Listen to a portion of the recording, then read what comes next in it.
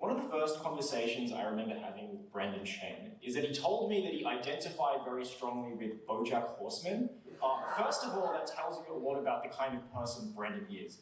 But I think also it's a great example for this affirmative team, because BoJack Horseman is a Netflix show about a talking horse who can be arrogant, who can be vindictive, who can be selfish, and desperately, desperately wants to be a better person, or it makes a better horse, wants to be a better horse so he stops harming and hurting the loved ones around him.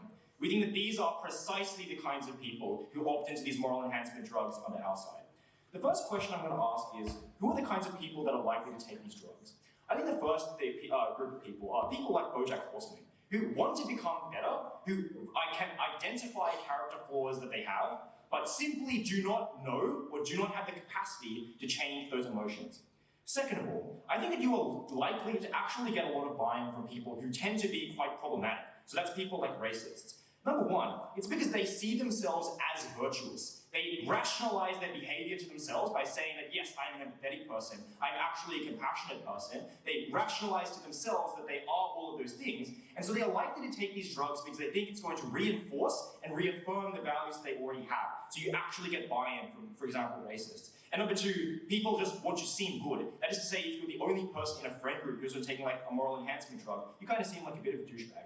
Okay, 2 points of substantive then. Number one, why does this empower people to take emotions into their own hands?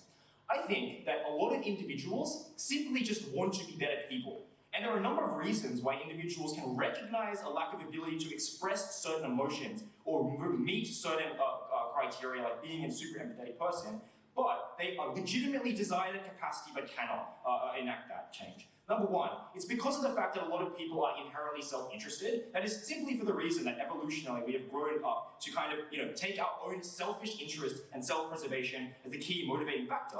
That is to say that a lot of people wish to be more empathetic, wish to be more compassionate, give more to their friends, to their family, but simply are held back by this kind of inherent self-interest. Number two, I think it's just a matter of contact. That is to say that a lot of people want to be more compassionate or empathetic with, for example, minority issues and be more conducive to listening and empathizing with their lived experiences. But in the instances where a lot of people don't grow up in communities with a lot of those people, or don't see a lot of that representation on, for example, film and TV, a lot of those people lack the exposure to those minority groups and thus are more problematic. And number three, it's just a matter of environment. A lot of these people cannot control the environment that they grow up in.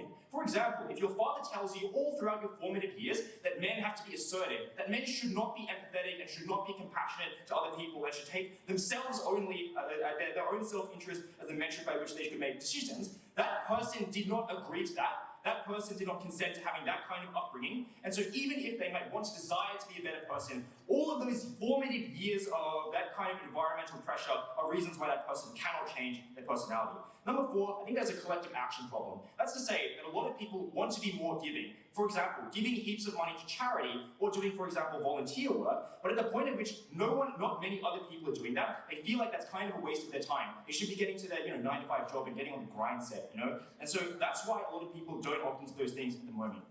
I think that means that the bar to restrict this technology ought to be extraordinarily high. Why do we think that? Number one, we don't need to support overtly malicious uses of this kind of technology. That is to say, if the topic was like that we support organ donations, we don't have to support Muammar Gaddafi being like, yes, Libyans, give me your organs. We just support generally the development and use of this kind of technology. Number two, this technology is going to be very positively developed. Why is that? Number one, there are likely to be an extraordinarily stringent set of state regulations that looks like things like massive amounts of testing and regulations in terms of development. That's simply because this technology is unprecedented and is likely to affect people's personalities in quite significant ways. And so the government obviously has an incentive to step in and regulate there. That looks like things like ensuring that patients are well informed before they take these drugs, that there's a cooling period when they make these decisions, the exact same kinds of measures that, for example, are regulated in surgeries. The third thing to say is just sheer pragmatism. Obviously, the government doesn't want to coerce this kind of medicine onto people at the point in which that's going to make them look extraordinarily bad or tyrannical. Number four, companies have extraordinarily large reputational incentives to do these kinds of things well. I think that is the reason why they're going to cater to the most universal and the most widely held values. That is things like compassion, that is things like empathy, because a single scandal will literally nuke their profits. Okay, third reason why the bar to restrict is want to be very high, we think that people can just consent to this. Number one, people understand themselves the best. That is to say, they often understand how they want to change. That is to say, they assert that I want to be a more empathetic person. The key difference is that they just don't understand how to make that change. You fix that on the side of affirmative. Number two, we think that these changes are actually quite easy to understand. That is to say, people set goals for themselves all the time. They say things like, I'm going to try and work to become a more empathetic person. So we think that people are actually quite good and used to conceptualizing the ways in which they can alter their personality. Number three, we think that we allow people to consent to these sorts of things all the time. It looks like things like surgery, but it also just looks like things like, getting pregnant and having hormones change something like your personality. We think that we are completely fine with allowing people to make those sorts of choices. Number four, these drugs are very likely to be reversible. We don't have fiat to say that, but there are a couple structural reasons why they are likely to be reversible, simply because of company incentives. Number one, it's extraordinarily difficult to get people to opt into this kind of technology that people are going to be more skeptical about because of the fact that at the point at which this stuff is literally irreversible. But number two, obviously creating drugs that are completely irreversible is extraordinarily difficult, so companies are just going to make these drugs reversible. At the end of this, patients can consent, they want to change, but they cannot, and we owe it to these people to empower them to be able to shape their personalities. Second thing, we just run away with all of the massive benefits of social good. Number one, you simply just get less hate. This is quite intuitive, right? It looks like things like less accidental microaggressions, people being more conducive to being communicative. And that, the specific impact that we want to bring here is to minority groups, because they are obviously the ones that are disproportionately targeted by things like accidental microaggressions. And for all of the analysis that I gave you earlier about why particularly problematic people are also likely to opt into this sort of medication, those amplify all of the benefits that we get. But we think generally, people just get nicer. Most people are not perfect. Most people sometimes hurt their loved ones. They do not want to. That changes on the side of affirmative. Number two, why do you get buy-in from wealthy and privileged people? Number one, I think a lot of wealthy and privileged people simply just have good intentions and want to be better people. But number two, more importantly, they want good PR. To the extent that you are one of the few actors in Hollywood left that has not taken this moral enhancement drug, that is a massive indictment on your type of character. So there's likely to be pressure on these sorts of particularly privileged public people to take these drugs. Why is that important? Number one, these people tend to have a lot of power and influence. For example, maybe if Jordan Peterson took an empathy drug, he would just shut the fuck up a little bit more. I think that's a benefit that we run away with. But also things like voting. For example, people are more privileged, wealthy people, for example, in the media, are likely to push for things like taxation to the point at which they are more selfless. But number two, these people act as role models to other people. That is to say, when they say, oh, I'm really glad I'm a more empathetic person now, that encourages a lot of people to value empathy and try to work on themselves more. Number three, you get less crime.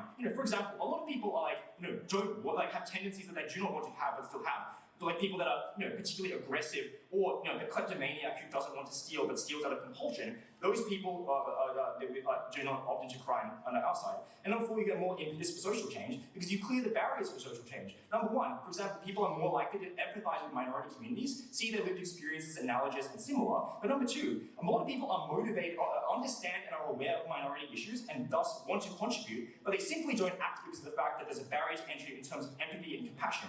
We get more social change, we empower people to change themselves, we clearly win this debate.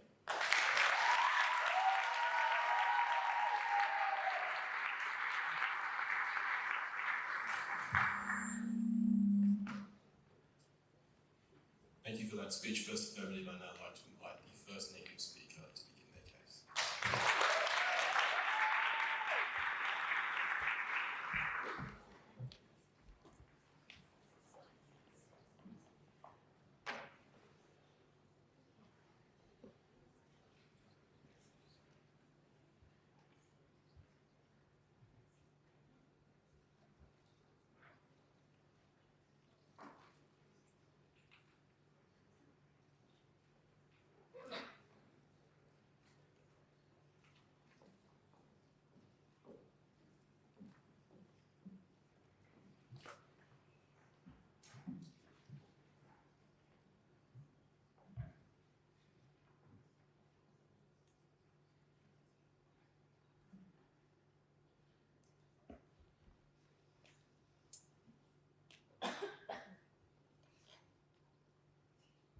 The development of what morality even looks like in society is something that is new to many people. It is new to scientists, it is new to psychologists. It was going to be new to a lot of people who were eventually coerced into taking this drug. We don't allow medical coercion in a lot of cases. We strongly advise against it. I see no greater form of coercion than something that is tied to the self, than something that is tied to who you are and your moral value in society. That is the biggest form of coercion I can think of. In this speech, 3 things. Responses are integrated. Firstly, we're going to set up what the use and development looks like, because this debate prescribes that it is about the use and development. Secondly, that it was bad for individuals taking these drugs. And then thirdly, that it was deeply harmful to the society in general. A little bit of weighing in this debate. They tell us that there are some people who want to be compassionate, but they're not, and they just do not know the way forward. We would tell you that these are comparatively small groups. We are going to prove that the harms to those who we ought to care about are so much greater, those who had no more compassion left to give in this world. Firstly, on setup and what this development looks like. Assuming Affirmative's world goes ahead, these drugs would be used and developed. These would often be used and developed by huge pharmaceutical companies. There's a couple of reasons that this is true. I think the first thing to note is that this would just likely be super expensive to do, as they are a form of new technology. I think the first thing to say is that this technology is unprecedented, dealing with the mind in a way that deals with morality itself, and rather than things like chemicals necessarily. The second thing is to say that to develop any medicine that is going to be used by people en masse, like Side Affirmative tells you, you have to do a huge amount of trials. You have to do things like patent 10 versions to find the version that works in the most people, obviously hugely expensive for these companies. But lastly, you often just had to do things like testing drugs on the human psyche. This was complex to understand, extraordinarily expensive. What does this actually mean in this debate? It means that the pushing of these drugs are going to be huge. Affirmative even concedes this when they say, well, a lot of society is going to use it. Because if you're the friend that's not taking the moral drug in the group, you are going to be hated. That is obviously a reason that people would use it. But I would also note that a lot of these pharmaceutical companies have a huge lobbying power, to the extent that they're able to do things like take doctors out on lunches, to do things like send medical representatives, to do things like push these drugs onto people, to do things like medical advertising in some jurisdictions. Obviously, huge lobbying power with an incentive to do this, huge sunk cost. What does the use look like? Who is this actually aimed at? We think that is most likely, firstly, going to be pitched at your average member of society, not the wealthy and powerful people that have the most impact on the day-to-day lives of those around them or those beneath them. The first thing to say is that they already have a self-serving bias. They probably already think that they do the correct thing. So maybe after some billionaire does something burn down a bunch of the Amazon, maybe he buys his daughter a koala sponsorship, or they turn to their corporate social responsibility that their company puts forward to say, I am a moral person. I think it's extraordinarily unlikely that people who are super moral and believe that they are moral are actually going to take this drug. Because why would you take medicine for something that you do not need? Obviously, quite a silly assertion. The second thing is that people may realize that they need to act on something to make them selfless. Obviously, no choice occurs in a vacuum here. And then the third thing is just to say, a lot of people who are higher SES are more skeptical of things like new drugs and developments. For instance, a lot of people who are in the anti-vax movement are people who are more privileged in society. They're going to be incredibly skeptical of this technology. At the end of this, we thought that the person who took this up was the average person, or just the regular person in your society. They had a trust in doctors, and secondly, there was a huge amount of lobbying power that went into the consumption of these drugs. But let's actually look at why it is bad for individuals, hugely important in this debate. We thought it was profoundly coercive. Why was this the case? It has an explicit moral value attached to it.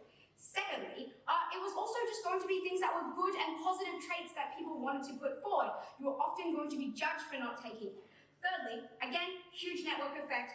Fourthly, it is possible to say that these were irreversible. Obviously, when you were taking drugs that result in a cognitive change, along with many drugs that people may take within their lives, obviously that has some level of impact, even if it is not that drug's effects last forever. Maybe you were impacted by it in some way. We think that it is hard to withdraw consent at the point in which you were told that you were a better person, that you were a worthy person after you took these drugs. But we also just thought that these were going to be pushed by the drug companies themselves.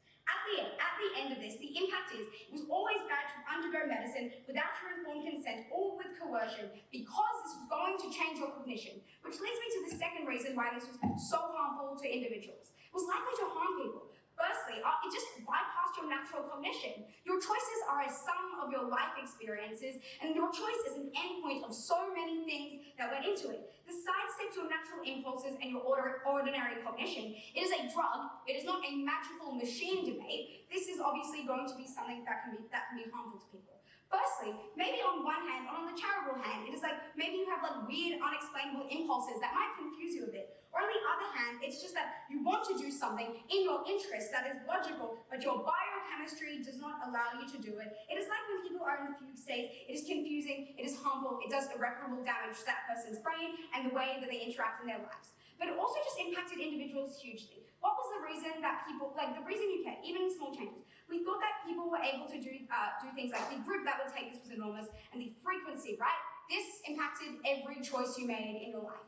But let's look at society. They tell us that, well, people are just going to like stop doing microaggressions. I think the first thing to say here is that a lot of the time, this kind of stuff like is sometimes not conscious. So this drug is not actually something that is like, it will change the way you act entirely. Obviously, you still have to work with the brain that you have. That does not, you are not able to like fiat out things like racism, things like sexism in this debate. Obviously, not something that's possible. But people who actually need to take this drug will not take it. They say there's going to be a huge amount of like pressure on celebrities. They do not have to reveal what medicines they take. In no world. They'll just say like, we don't want to do that. And I think a lot of people would not like to do that. Obviously, you do not have to reveal. The second thing is though, people who are pressured are probably just people who are like doing things like labor, or like the majority of labor in society. These are people that benefit from being self-centered. They cannot afford constant compassion. What are the impacts of this? Often people they sacrifice things like their upward mobility at the point in which they are so selfless. Like for instance, maybe they are too giving. Maybe they do not have time for themselves to be able to recuperate and make their brain well. Secondly, they have compassion fatigue and huge amounts of burnout. They are already part of an altruistic group. For instance, right, how do you think this interacts with these social norms that tell women that the main thing that they should serve is their household and the people around them? Obviously, there's a huge amount of pressure for them to do things that are against their interests at the point that you are telling them that they need to take this drug to be altruistic and will alter all other logical forms of decision making for them.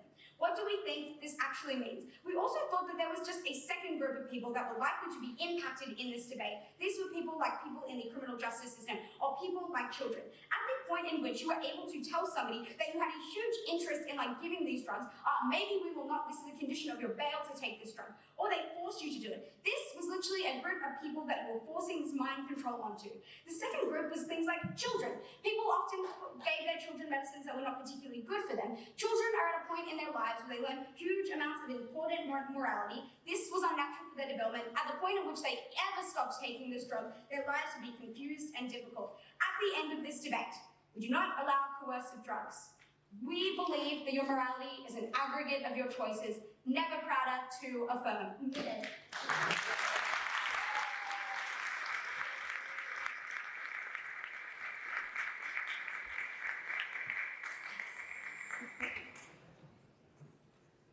Thank you for that speech, first negative, second affirmative, whenever you're ready.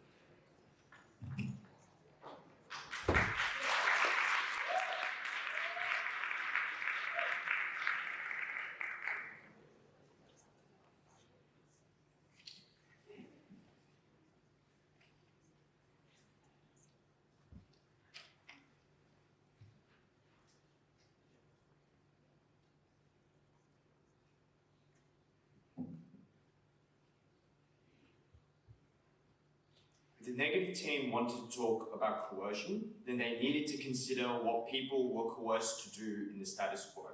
Because in the status quo, you are coerced by capitalism to view the people around you as competitors for limited capital rather than as human beings. In the status quo, people are controlled by racist narratives, to be afraid of people that look different from you, to not afford them the same respect and treatment. And in the status quo, people are controlled by the momentary anger that they feel in situations to lash out at somebody rather than consider their feelings. Aleisha concedes that this drug is likely to be taken up by the average reasonable person. We tell you that's fucking amazing. Because what that means is a world with far more kindness, a world where people donate to charity, where people donate their organs to people that actually need it, that actually do not walk past a homeless person like all of us probably did, but instead give them a chance. And that is why they need to prove why, even if there is some coercion, why that imposes such an overriding harm that offsets one of the best ways to make the world a far more kinder and far more empathetic place. And I don't think they will do.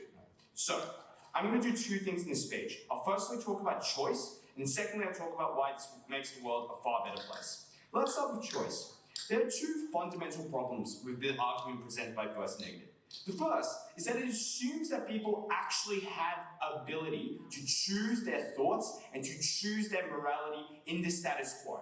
And we tell you that that is incorrect for a number of reasons. Firstly, we point you to the fact that morality does not appear in a vacuum. Morality is, in fact, the norms that all of us are inculcated with as soon as we are born. Morality is created by all the Sunday school that you are forced to go, to the school teachers that you meet, to the parents that raise you up. At that point, it's genuinely unclear why people even had a control over their morality in the first place. But the second thing that we tell you, specifically with relation to empathy, is that people don't actually have a control over empathy in the status quo anyway. Empathy is a gut reaction. And we tell you that people do not have an ability to control that. So it's unclear why they have even a freedom to do so in the first place. But the last thing we tell you is that to the extent that people are coerced to be better, that already happens in the status quo. Right? Like, we force children to learn things like sharing with other kids because that is, in the long term,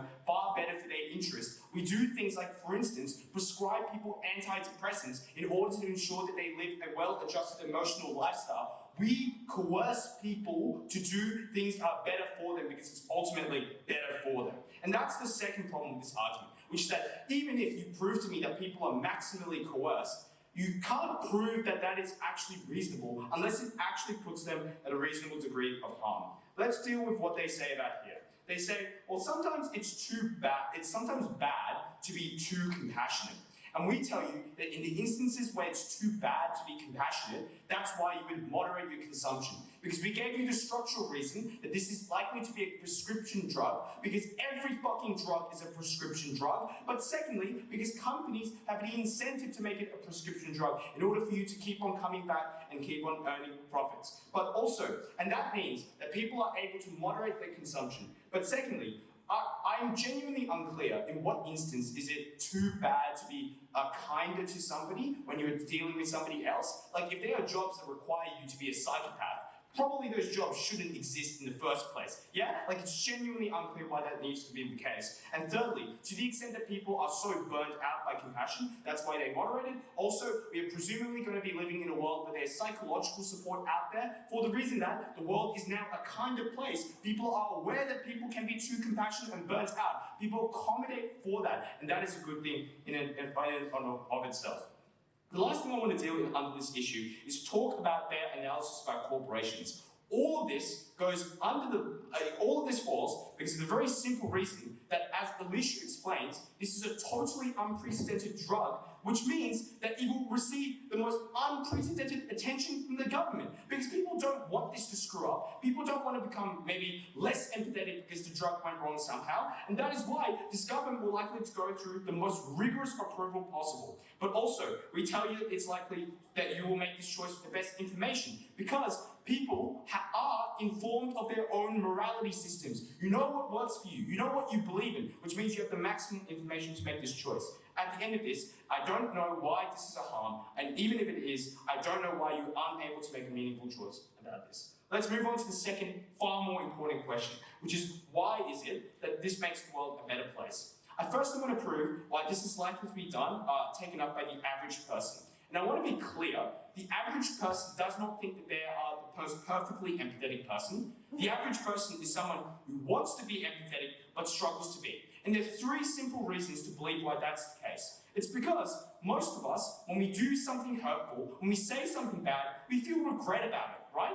And secondly, when you ask most people, what is something you'd like to change about yourself? I think most people would say, I would like to be kinder to them, I would like to give back to my parents, I'd like to give my child a better life, which suggests that in all of us, there's an innate desire to be empathetic. And thirdly, because people are hugely appreciative of instances where people are empathetic.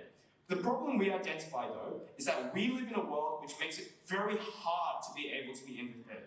It's very hard to be empathetic when the biological drive inside you that prioritizes self-interest means that it's hard to be instinctively empathetic. It's hard to be empathetic when you live in a capitalist society which gets all of those empathetic intuitions. For the set of people who struggle, we give them the means to actually be kinder, and that is an overwhelming benefit in this debate.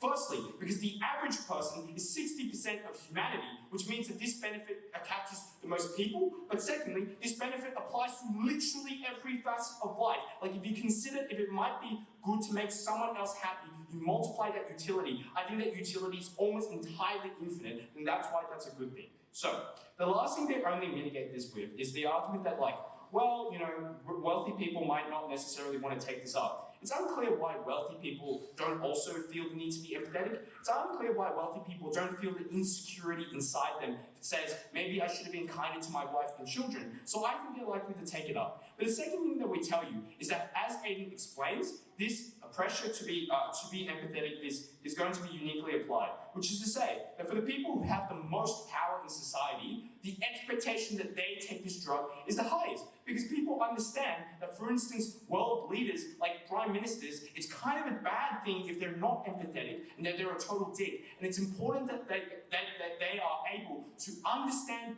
people's different perspectives, because their job and their function is to aggregate people's preferences. And the upshot of this is that we get leaders who actually do good things for the world for the first time probably ever, right? Who people actually care about their constituents, who prioritize their constituents' interests over their short-term electoral cycles. At the end of this speech, we prove an overwhelming benefit that makes everyone in this room and potentially everyone in society a lot happier. They need to do a lot better to prove why coercion of something you cannot even control in the first place was a harm that could even amount to something.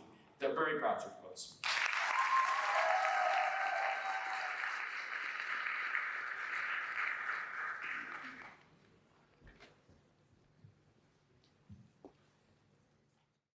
Something negative, and I invite you to continue the same space.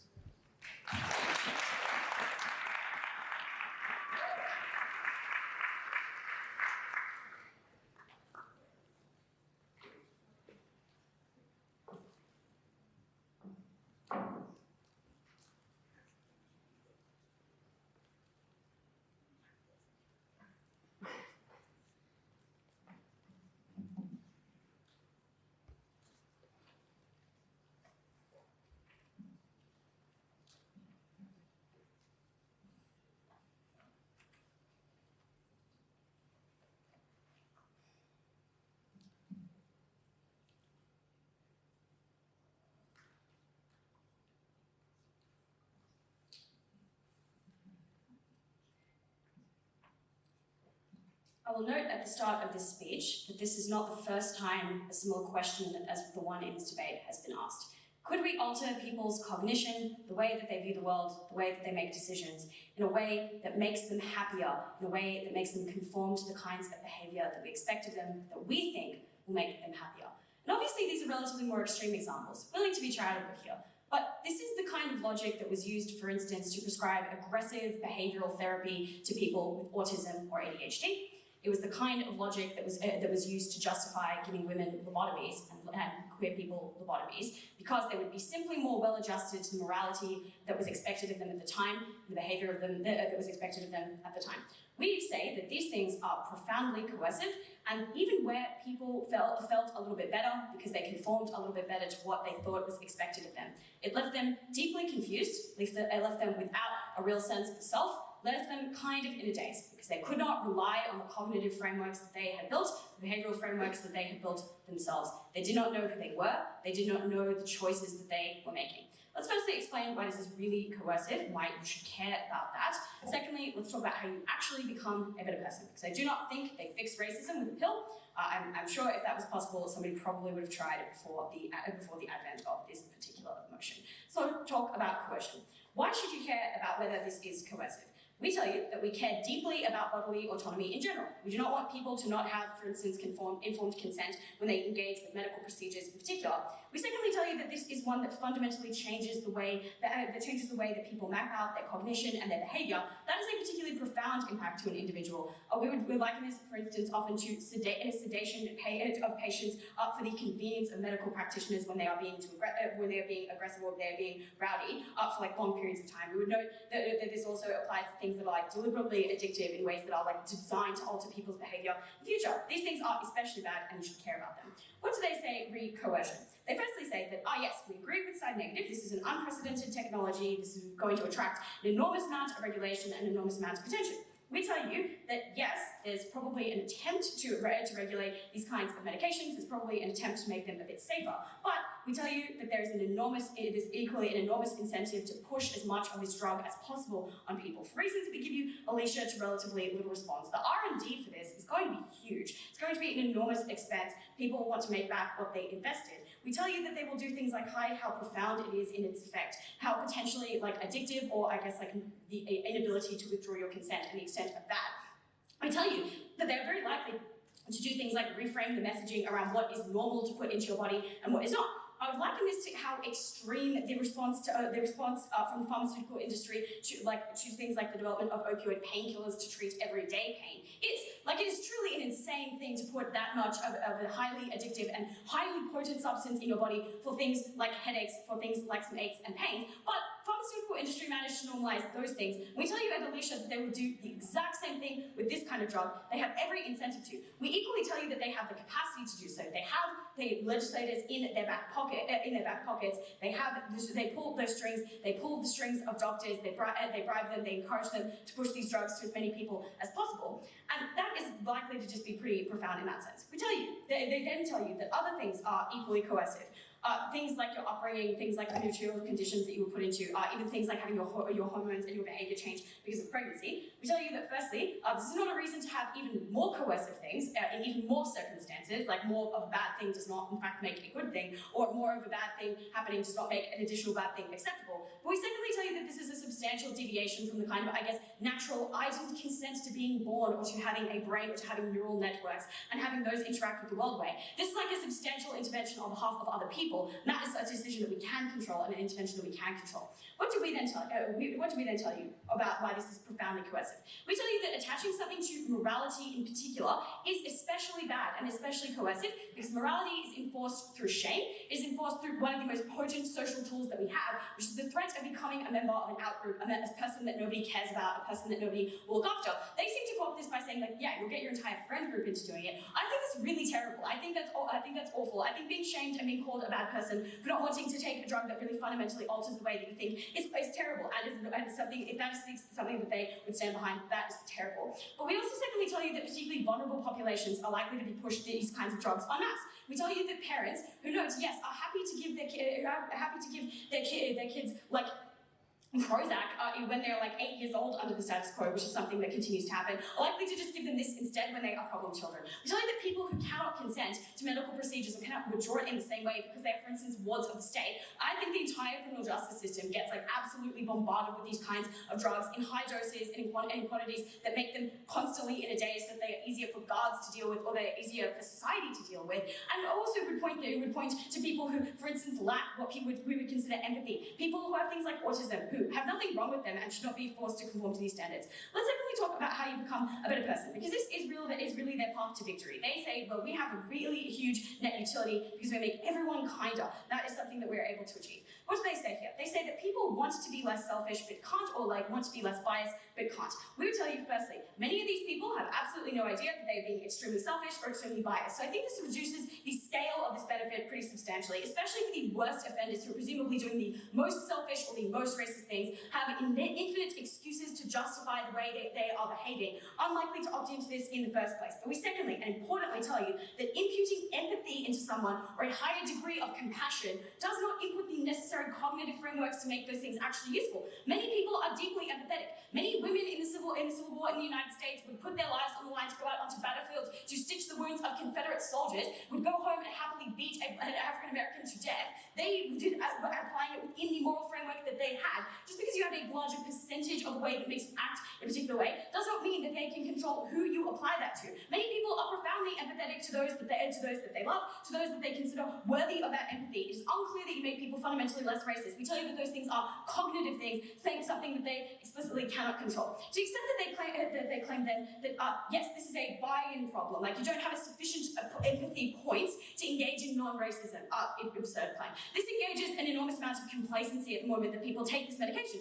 This will become the new, I have taken the pill, will become the new, I have a black friend, I mean really well, I am doing what I can. That does not make people engage in the cognitive work that it takes to become a better person in a meaningful way. It does make them incredibly complacent, which is precisely the people that would never challenge those things, would never do anything meaningful, the kind of change that actually mattered. Many people are kind. That does not mean that many people are just in the way that they act. Justice required work. It required exercising those cognitive networks that people had built up.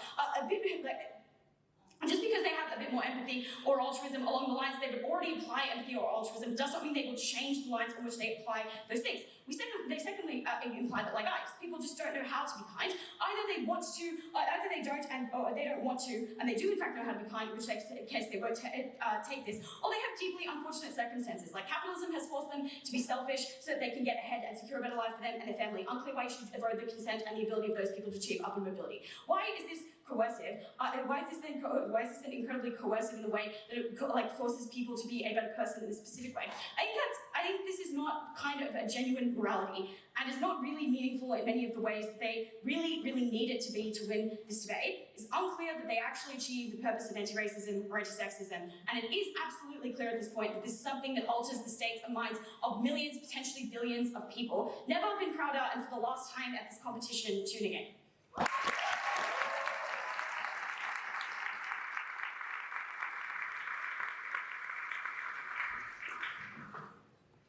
Thank you, Second Negative, for that speech. I'd like to invite the third Affirmative speaker to conclude their team's case.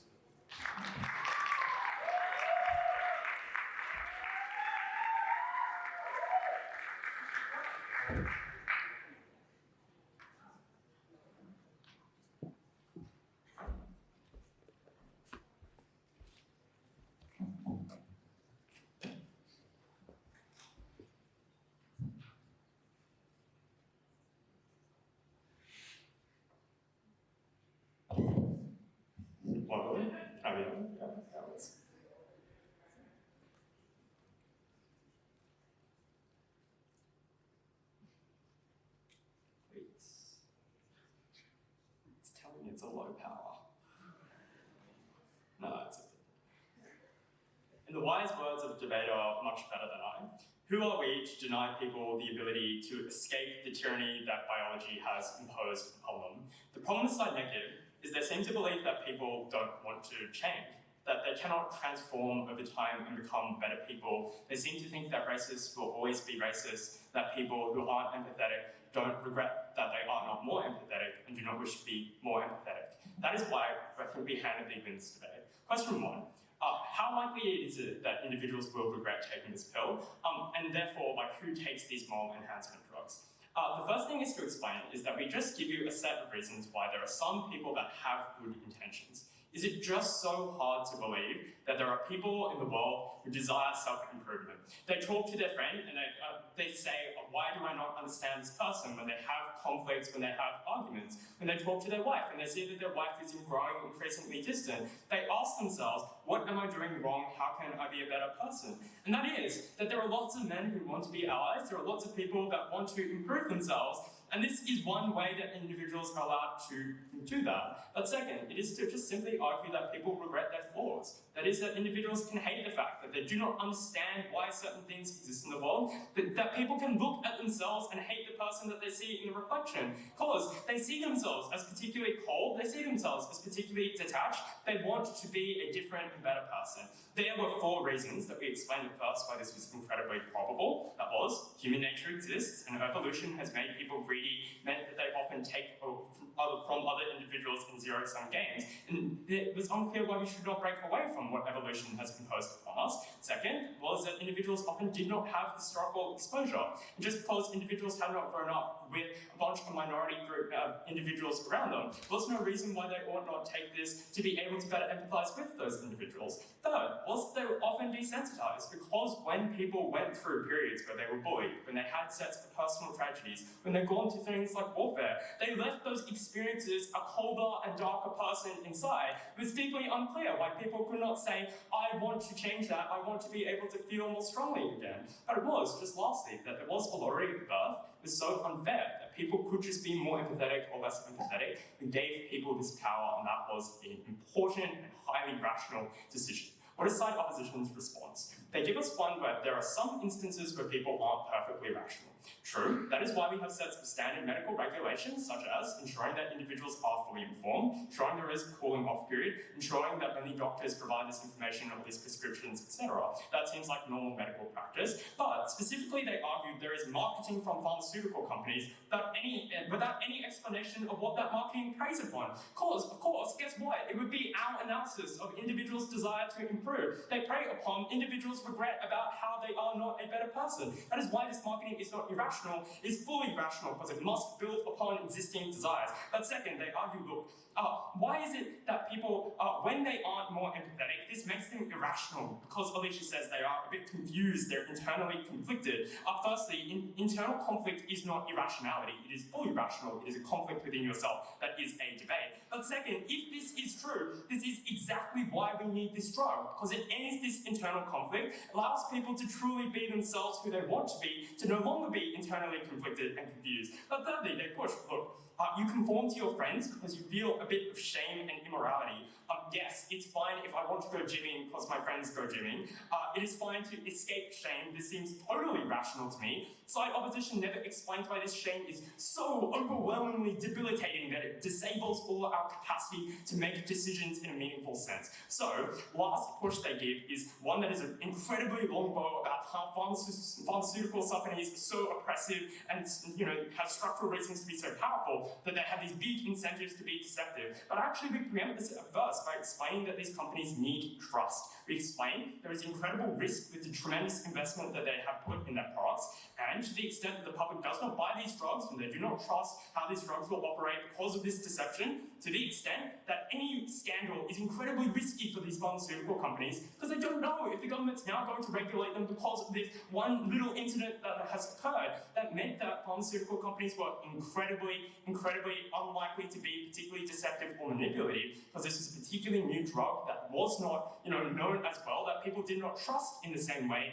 They needed to earn this trust to avoid these limitations. So at the end of this, I think you should believe there are many individuals that are quite likely to fully, rationally and with good intentions want to take this drug. It's very rare, quite unlikely that individuals would be particularly irrational to not take this drug. So let's ask the question, how bad is it if there are some people that irrationally take this drug?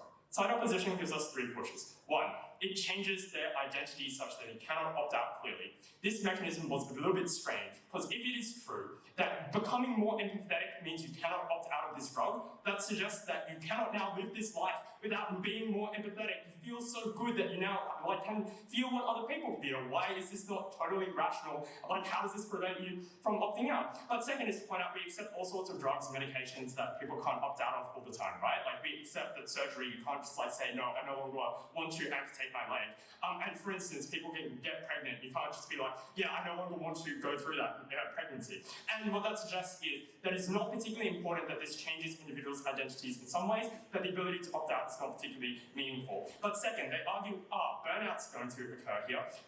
Look, the opposition is a very rare instance of individuals which have a large amount of heart to give, but these are not particularly common in the world. It is quite rare that individuals are so overwhelmingly empathetic that they burn out. And second is to argue that, look, these are the individuals that are the least likely to take these drugs because they feel they have too much empathy, they feel out of place. Their friends tell them you're too emotional, that they're least likely, therefore, to do this. And it's not the end of the world. If they burn out a bit, this doesn't seem like an enormous regrettable harm in this debate.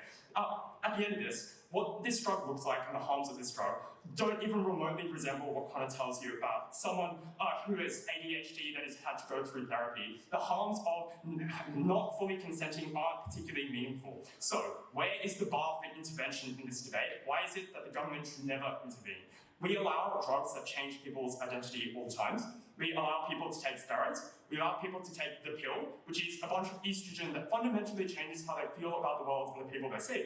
We allow people to take Ritalin. In fact, using their own analysis on ADHD, we allow ADHD people to take medication all the time, even though, of course, that fundamentally changes their identity. It was never something that we should tell people you aren't allowed to take because your identity is the one that you are set from birth, and biology has dictated that you ought never be a different person. It's critically important for people's autonomy, that they could control their lives and become better people. Finally then, what are the just pragmatic consequences? First, I argue that wealthy people use this as a PR stunt.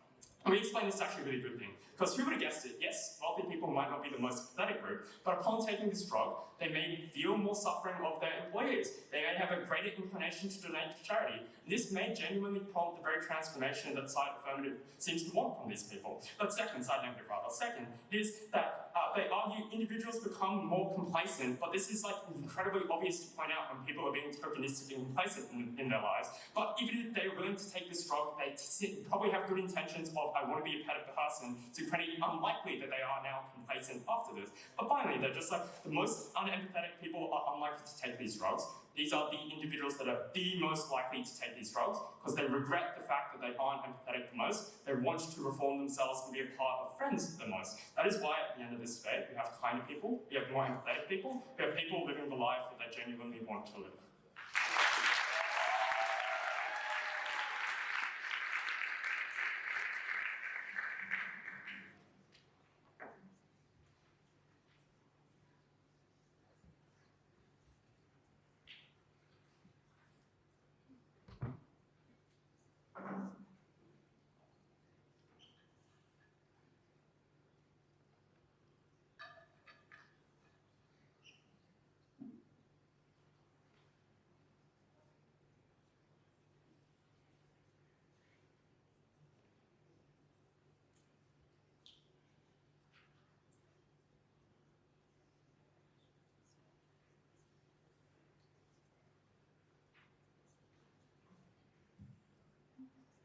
Thank you for that speech, third affirmative. I'd like to invite the last speaker of this debate, third negative, to conclude their case.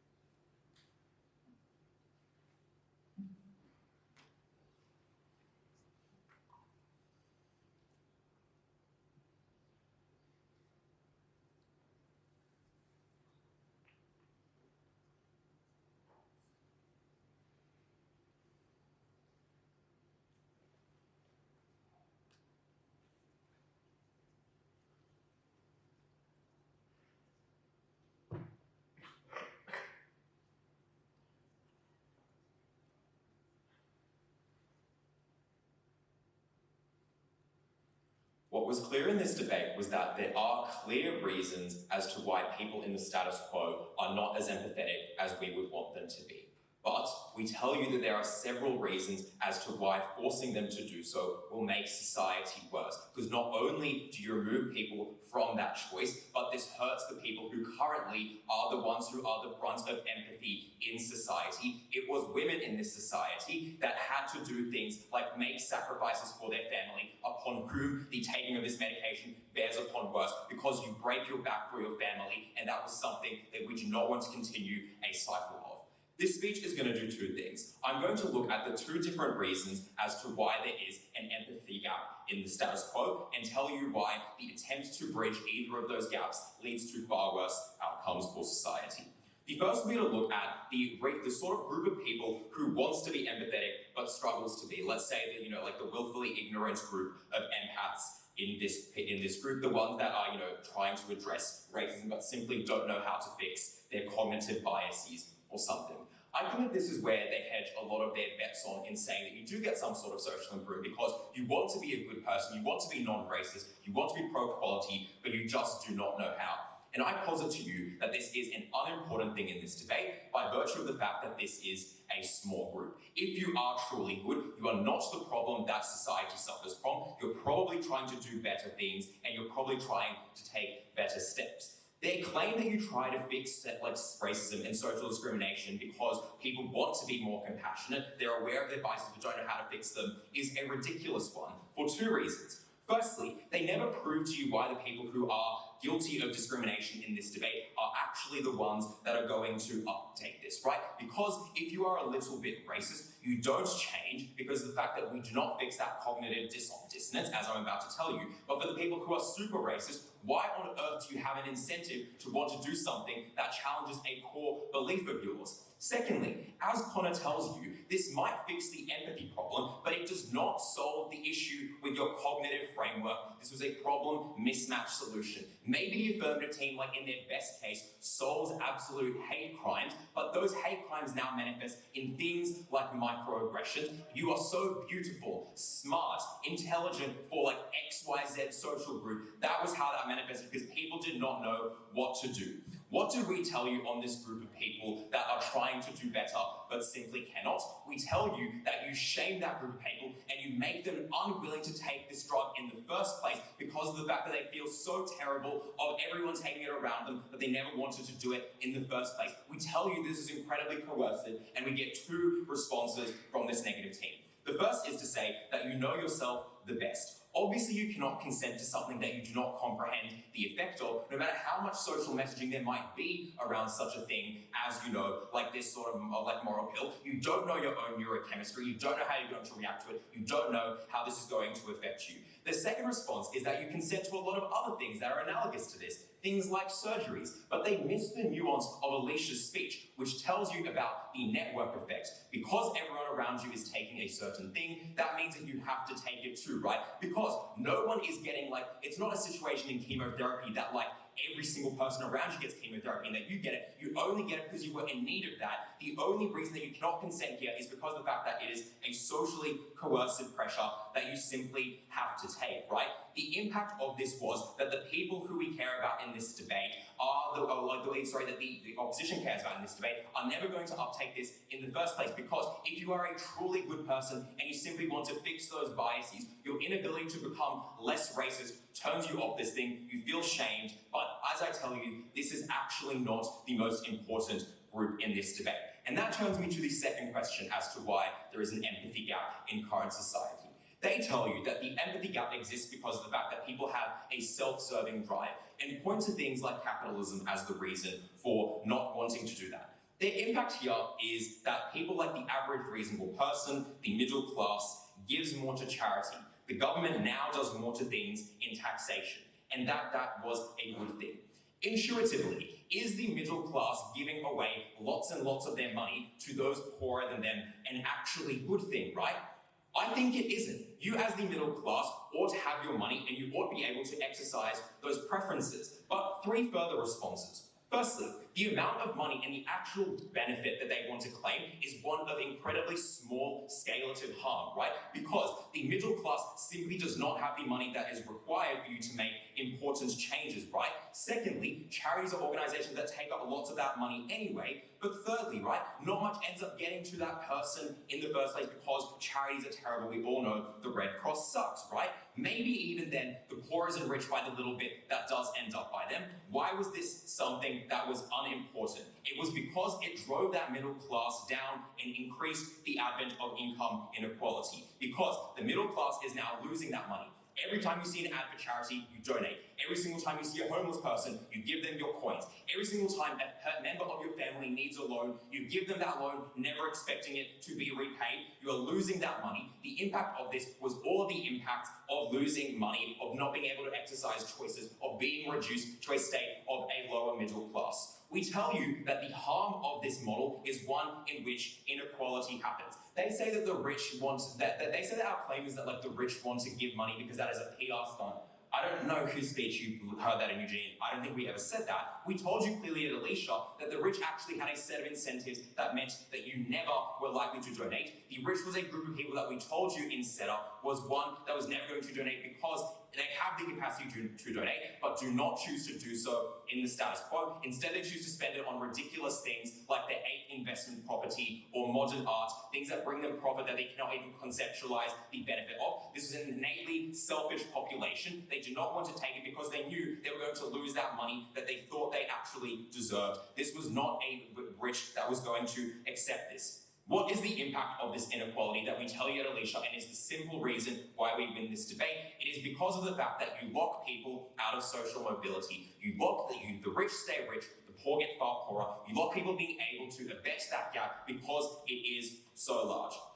Now, panel, if you're still confused as to who should take this debate, I'm going to point, and if you think like the rest of this debate is marginal, I'm going to point you to the other big harm and the other path to victory that Aleisha and Conna tell you throughout the bench in their speeches. And that was one that was entirely unresponded to. I know I am a man, but this team of 3 men did not respond to the very important feminism argument that was brought to you at first negative and at second negative. The real harm here is the one that accrues to the people that are needed and forced to be the most empathetic in the status quo already. That was the harm that accrued onto women, because you are told that you have to do things to make your family, you have to make those sacrifices. We tell you that to the extent that these people are now forced with the cognitive dissonance between wanting to take time for themselves and the increasing norm of doing everything and anything you can for your family, you are likely to pursue that, you are likely to do things that make your quality of life far worse. You burden a vulnerable group with something that is far, far, far more harmful for them because of the fact that they now have to make personal self-sacrifices. At the end of this debate, even if you didn't think that this is something that was incredibly coercive, we point to a set of reasons as to why this does not achieve any sort of social change, because charity is negligible, kindness is unintelligible because people are already rather kind to you. We point to the fact that income inequality is terrible. We point to the fact that this victimizes women. Never been proud as negate.